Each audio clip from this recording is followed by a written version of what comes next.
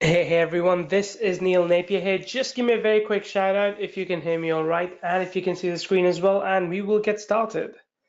All right, just a couple of yeses to make sure that we are good to go would be fantastic. All right, good. Annette, Dennis, good to have you on the call, and Rebecca as well.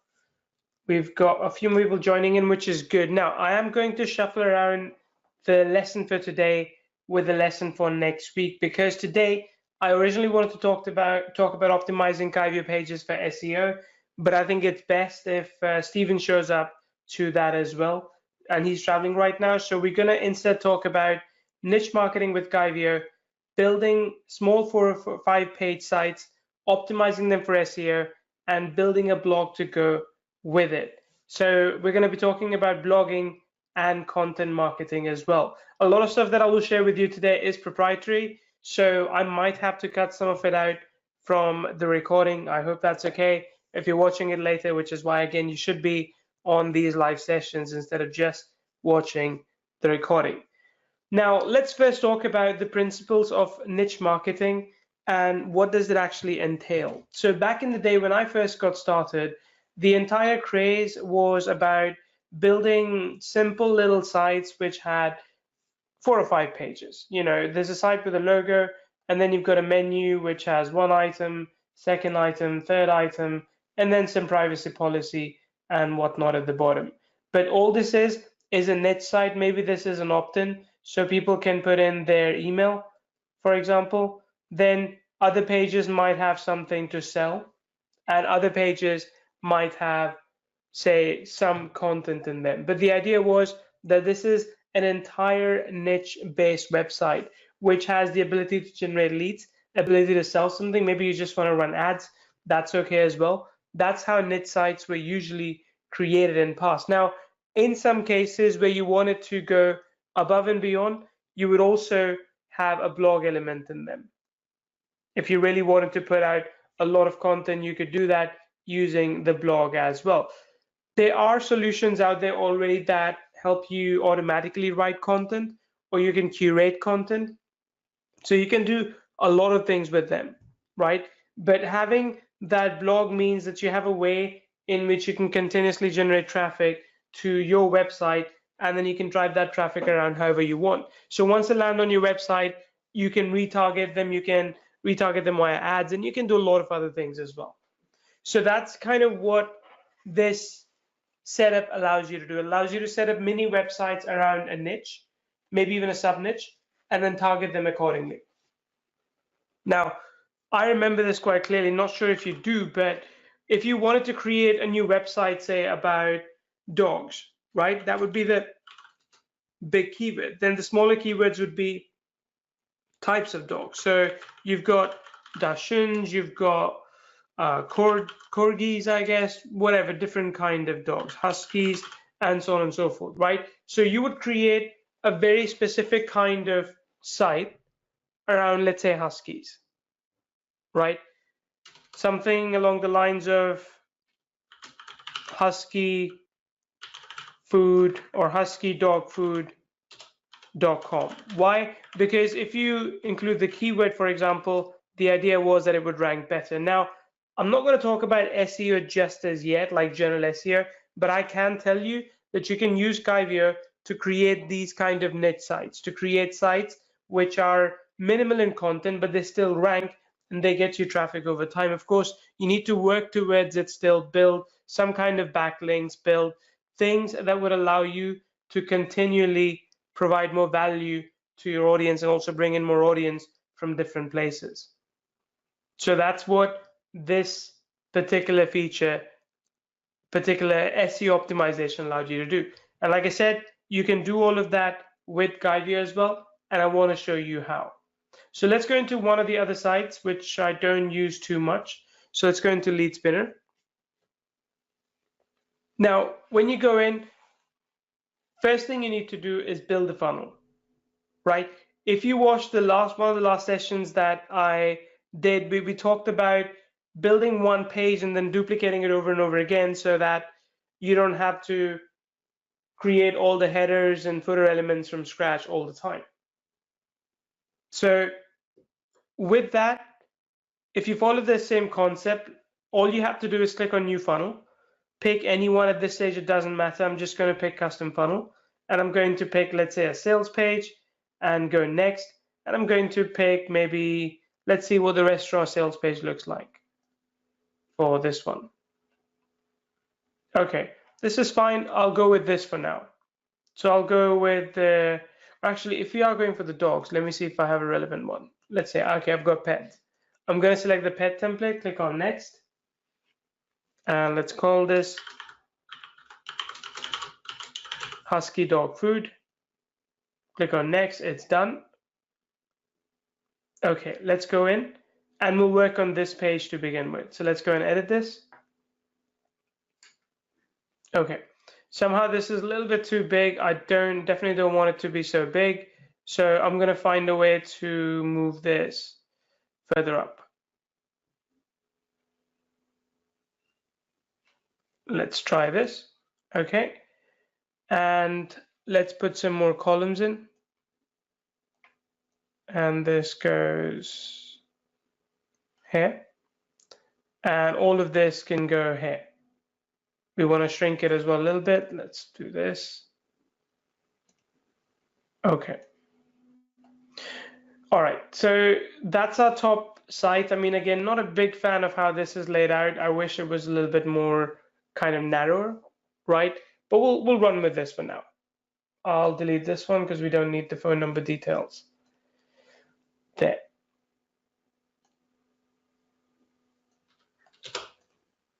Okay, well, this is a bit redundant as well because it's extra. There we go. Okay, like I said, I can change the text to black or something. There.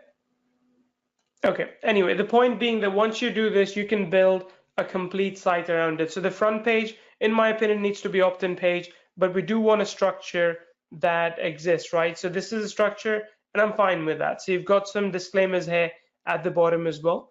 So once you have everything in place, once you're happy with it, just save it, or rather I just viewed it, but just save it, publish it as well. So the page is now live. So if I go and look at this, this is what it looks like. Again, not the best page, could be better. It's because the image up here is a little bit too big. Let's see if I can still change some settings. Aha, there we go.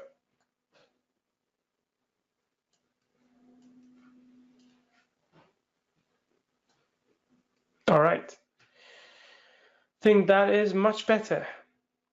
Okay, now that's our header over there. Let's put some padding so that we can make it slightly better.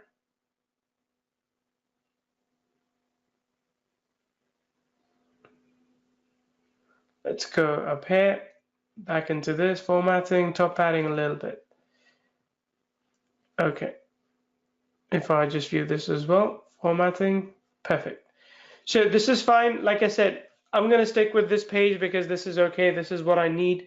Then I'm going to close this and I'm going to duplicate this page again, right? So this is our sales page. Let's rename this. Let's call it home page.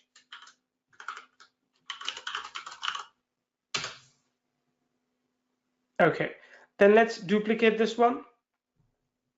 And for this one, instead of calling it home page, I will call this free report.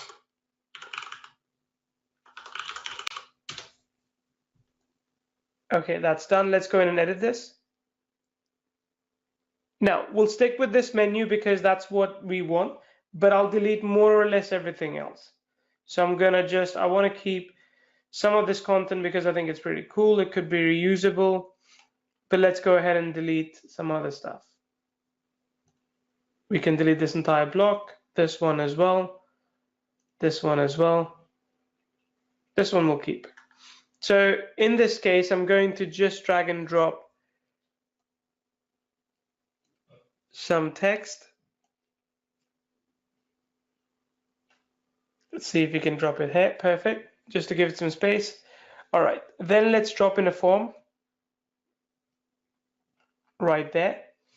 And how can you make it look better? Let's put in 2 columns. The form can go here and the doggy can go here, or the other way around. I think the other way around is better. Okay. We don't need this. That can go. We don't need this anymore. This can go as well. Okay. But this is something we can build out as an opt-in form. And remember, if you watch one of the previous trainings, you will see that the opt-in forms are easy to build because all you're doing is you're going to the action and connecting it with this form, which when clicked, submits, right? But I do want to change the color, so I want to match it to somewhere closer to these colors, right? So I've got, I don't think this app is here, but I've got like a color picker app, which is not here, but I can find out what's the color for this one, right? Let's publish this and I'll view it. Okay, let's go back here for a second. So I've got this color picker app. I can pick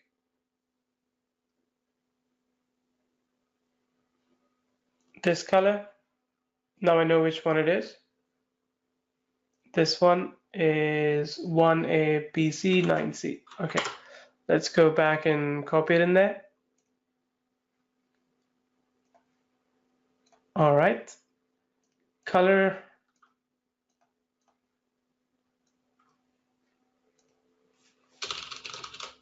One A, B, C, 9C.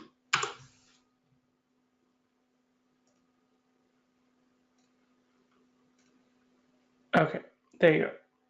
Actually, that I want it to be white. And this one,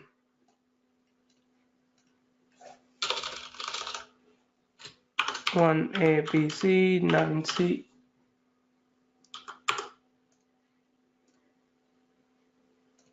Okay, there we go.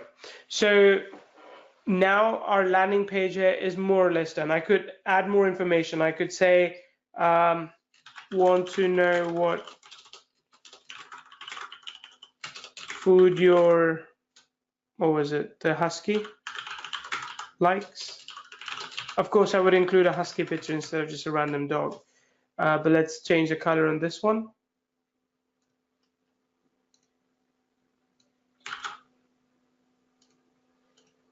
There we go.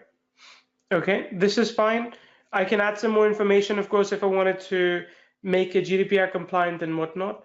I think it was under, let me see if I can find it now. I think for that I have to edit the form.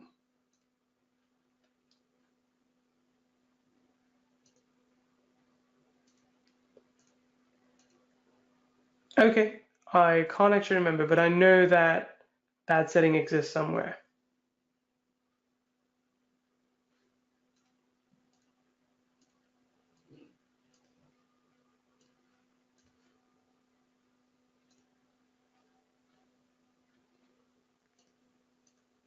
Okay, well, I'll find it. Well, okay, let's go to subscribe to an email list, and if we go for this one, yeah, I'll check it out. I will check that out, unless someone has any prompts. Okay, none. All right, so this is how I would build up my opt-in page. Now let's just save this one and let's open this one again. This is what the URL is of the opt-in page, right? So what I'm going to do is, let's say instead of this title, I don't like this one. Let's say I could say free guide. Let's turn that into black. And let's change the URL that it links to. And let's go for this one, free report, right? So there's something that people can now click on. Now, what I can do is I can give all these randomly generated URLs as well for now, right? So if I go for this, I can call it this team now. Because if I put these in, later on I can create these pages, that's fine. But the fact that these elements now exist, the fact that this is all clickable, means that now I will have my knit site. So if I save this and if I open it up, if someone clicks here, they go to this page. If they click here, you know, if I had set it up right, let's say this one, if I go to this, and let's go to action, let's say redirect to URL, there. Or let's just find the sales page.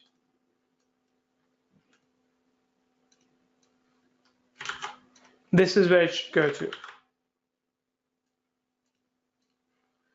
right? So if they click here, that goes there. And again, this is the previous menu is because we haven't changed that. But if I go back, if I click here, it refreshes. If I click here, it'll go to 404, right? So that's kind of the idea with creating these kind of pages, is that you're building a mini site. And this is exactly what we talked about in one of the previous sessions. If I go back here, we talked about building a complete website from scratch with Kyvio, how to build it as we did. Now that's just the first step, because once you do this, you have to optimize these pages for SEO as well. And that's something I've seen a lot of people just forget, including our own team, right? We're just as much to blame. So once you have this page, you can optimize this as well for SEO. For that, go to page options, and you've got a few things here that I want to point out specifically. The first one is page title. So this is what people see when they search for you in Google, right? Let's say if I search for Kyvio in Google, what comes up? This one. Kyvio helps businesses reach the next level. We grew our business using Kyvio. With Kyvio, you have taken things up a dozen notches, right? Maybe the English could use a bit of work, but at least it tells me that this is the information about Kyvio and it's perfectly SEO optimized. You need to do the same thing. Let me just refresh this one. Okay. You need to also give a page title. So for this one, I could say dog food for huskies, and then description. Have you ever wondered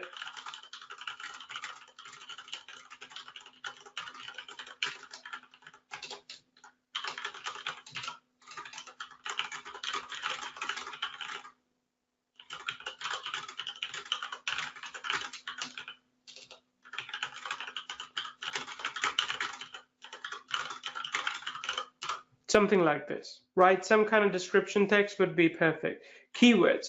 If you're going into a niche, if you're building a niche site, you need to have keywords written down somewhere. Go through Google Keyword Planner, AdWords, whatever other tool you want to use, and start generating these keywords. So something along the lines of, say, husky, dog food, and I don't know. I think the tuna is for cats, right? But anyway, let's say canned tuna for dogs, whatever the keywords you want. Never ever click this hide from search engine. I mean, why would you, right? If you are creating a page, you want it to show up on Google. In fact, someone else once made a complaint inside the Facebook group, like, hey, this is not okay. Like, I created a page and it shows up on search engine. I don't want it to show on search engine. And people were like, this is awesome that it does. It's a good thing, right? So stuff like that. You can change the background color, but that's not really necessary at this stage. The one thing you need to know about SEO as well is that you need to have a background image with alt text, right? So let's go to browse upload and I'll show you this. Let's say if I wanted to use one of these images, if I wanted to use this image, right? It's fine that the file details is this, but ideally the file should have better naming. Okay, I'll talk to the team as well and see how we can introduce the idea of alt text. So if you can add alt text to images as well, it would make it so much better. Google loves that as well. Another thing Google loves is putting videos. So if you can put videos on the page, especially YouTube videos, Google likes that because you can keep the person on the page for longer. I mean, that's a given, right? And you can also then find a way to link back to another Google property, and hey, they like that as well, right? So that's a simple way of building your site. But like I said, do not discount, please, the SEO optimization here. This is very, very crucial. A lot of people don't pay attention to it. They think it's not really necessary. We'll just, get rid of it. But no, it is an important part of what you're doing. It's an important part of what you are building. All right. Cool. Tell me if that makes sense so far, and I will move forward because the next part is also very crucial, which is about building a blog to go along with this. And again, that's not the core thing that you have to do, but if you do it right, it can be very, very profitable. So I'm going to just get rid of this because now we'll talk about content. And I'm happy to talk about this because we've been doing a lot of content for our own business as well. And it's been working really well. Okay. So I don't know what's up with this. Okay, let me just get rid of it like this.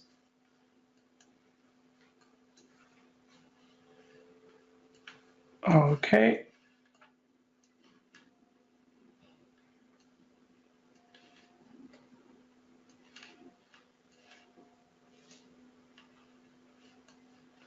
All right.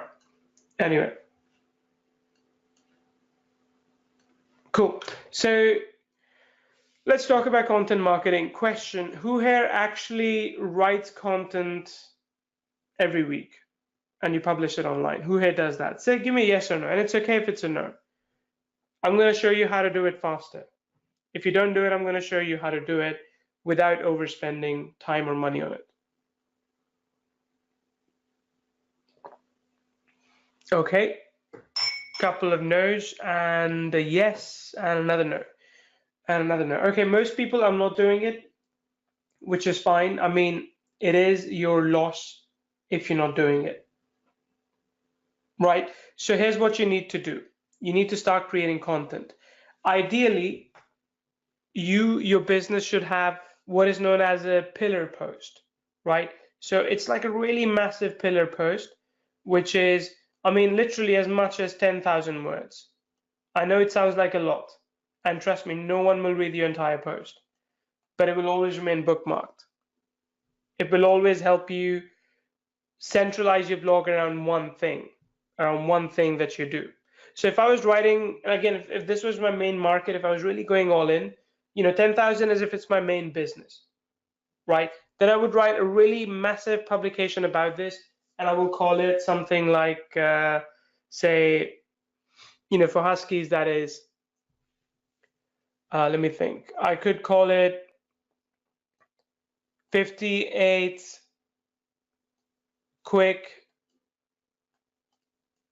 and cheap, whatever your target market wanted. For example, quick and cheap husky foods, right? So quick and cheap husky foods.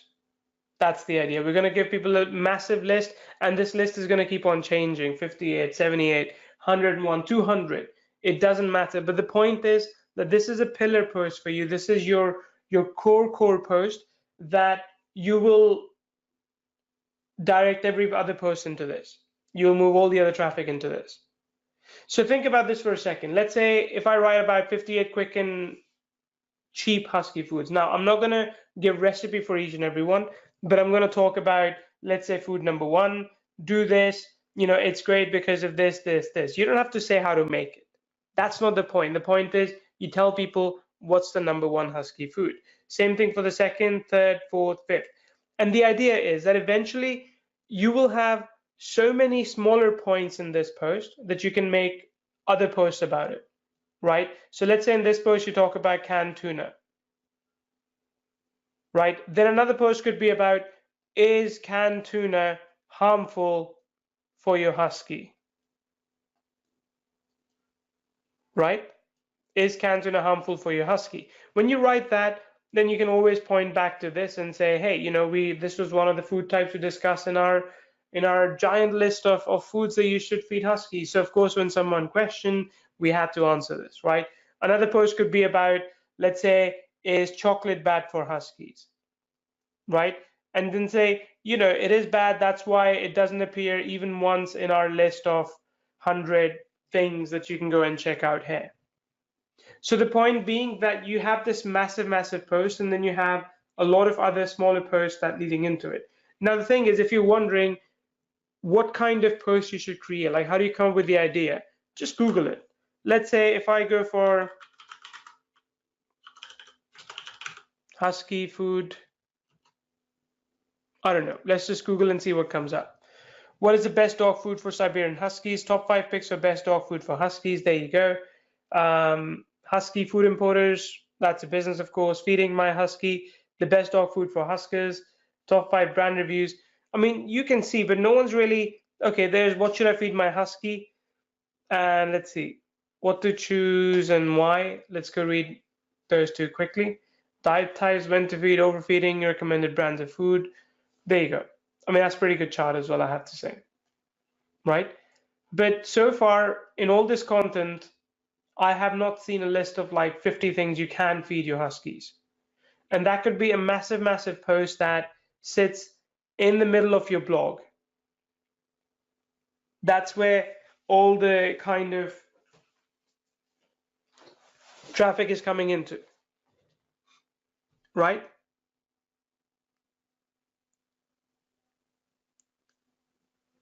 So you can do that. Now, if you're wondering, Neil, I don't really know what to write about, I'll tell you what to do. Record yourself for the next 40 minutes, 1 hour, something really long enough time. So maybe imagine you're doing a webinar, imagine you're doing a training video. Record yourself and then get it transcribed. That will give you enough material to get started. That will give you 5,000 words, 7,000 words, even more. Enough so that you can, at least you have a structure of a post. If you have done a course in past, you can take some content from there and just turn it into a blog post. Now, if you don't want to create anything unique, and I really hope you do, but if you don't want to create anything unique, that's fine.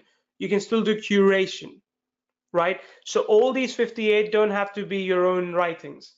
You can grab some content from somewhere else and link back to them. Like we've looked around the web and we've curated a list of top 100 food types for Huskies. Number one, this XYZ blog talks about this. We looked into it and it looks really delicious. And I don't know how it tastes, but we think it's really good for your Husky. Number two, there's number 3, 4, 5, and more or less 80% of them linking to other blogs. That's fine. Of course, the drawback with that is that you are going to leak traffic. So you need to understand that if you build a pillar post, it's called, let me just write down, it's called pillar post. If you build a pillar post with curated content, you are going to lose traffic. When someone lands, they're going to be like, ooh, I want to see number 1, I want to see number 5, I want to see number 28. You are going to lose traffic. On the other hand, a lot of these different business types will link back to you as well. Like, hey, we were featured on this blog about Huskies. So everyone would pay attention to what you're doing. Okay? Does that make sense? I mean, do you think this is something you can do? I gave you some ideas on how you can create content. You can just record yourself for a bit. You can curate it. You can even ask another person to write that content. Of course, it's a lot of content, in which case, you might just be better off paying someone a few $100s to create this, but you only need to do it once. And after you're done, everything you write will be a derivative of this. Everything you write will be one way or another lead back to this, which is perfectly okay. That's how you build basically your business. So is that something you can do? Because this is what propels niche websites from getting 10, 20 views a day to 100,000 views a day sometimes. And that's what you need to do. Good. Good that it makes sense. Perfect. Good. Dan says Dan will do it. Dan, that is awesome. I appreciate that. Okay, let's go back here. So that's basically blogging and content marketing. You don't need to do a lot of it. What you do need to do is, as always, share this in social media, because if you don't, no one's going to come and pay attention. I mean, eventually you will rank for some keywords, which is fine, but you're not going to do that immediately. Okay, honestly, that's it for today's session. I mean, as I mentioned before we got started, these sessions could be quite short depending on what I have to share and if there are no other cross questions. So that's it. We're going to have the replay up by tomorrow. If you need anything else at all, if you need anything, I'm here. Let me know and I can answer those questions for you. But otherwise, I will see you next week. All right. Take care, everyone, then. Bye.